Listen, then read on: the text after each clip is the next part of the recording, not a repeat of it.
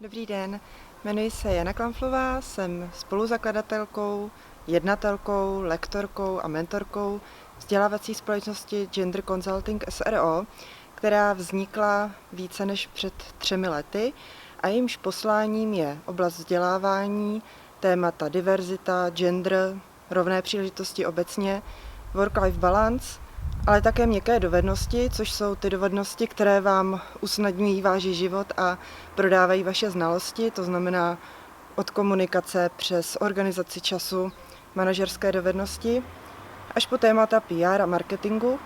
A pracujeme v mnoha projektech a věnujeme se i tématice ženy a podnikání.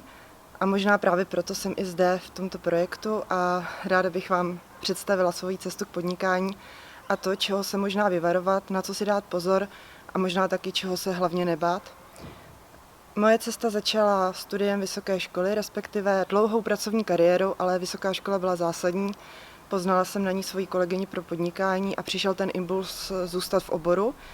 Všichni nám říkali, že jsme blázni, když začínáme projekt společnosti s ručením omezeným v oblasti, kterou se zabývají jenom neziskové organizace, a my jsme říkali, my to dáme.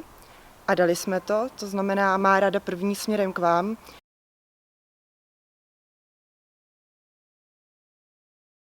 Nebojte se jít i do projektů, které se zdají být šílené a využijte svoji veškerou kapacitu, možnosti, dovednosti a začněte nově a jinak a nebojte se být originální, protože vymýšlet vymyšlené a kopírovat nemá mnoho smysl. Dále se Gender Consulting rozvíjel a s ním i já. Využila jsem v něm své silné stránky, tedy radím.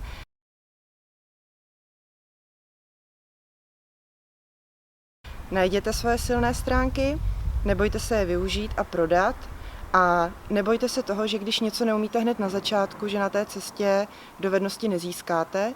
To znamená, řekněte si, v čem jste nejlepší a zkuste najít tu oblast, kde se můžete tedy nejlépe prodat. A potíže, s kterými jsem se setkala,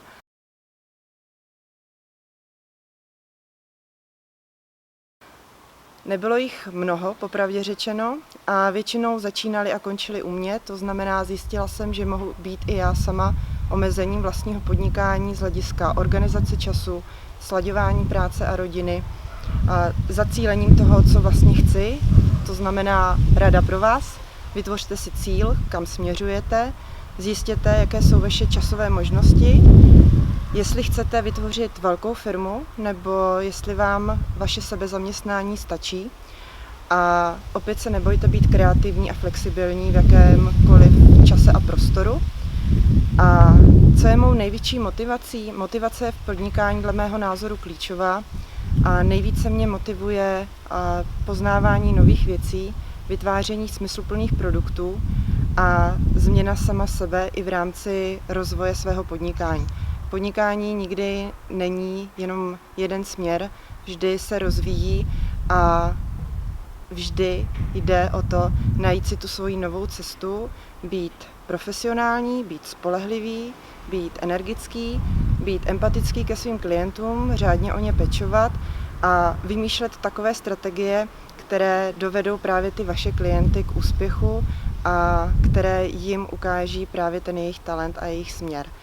A protože nejlepší cesta je cesta vaše, proto neexistuje univerzální rada a jenom o to najděte sami sebe a sami sebe prodávejte tam, kde myslíte, že je to důležité a kde cítíte, že je ta vaše silná stránka. Děkuji vám za pozornost. Rychle a stručně jsem shrnula mnoho oblastí. Věřím, že jste si z toho něco odnesli. Měla jsem připravený tahák, který jsem nepoužila, protože i to podnikání není o připravených tahácích. Můžete získat mnoho informací, ale vždycky nakonec zjistíte, že se musíte pružně přizpůsobit. To znamená, nehledejte jasný plán, ten se mění v průběhu cesty. Hledejte možná mentora, který vám bude ukazovat, zdali ta vaše cesta nesměřuje jenom nějakým úzkým profilem a jestli ty vaše možnosti nejsou daleko širší. Nebojte se, jděte do toho a vždycky mějte dobrou vizitku. Vizitku ne na papíře, ale vizitkou buďte vy sami. Děkuju.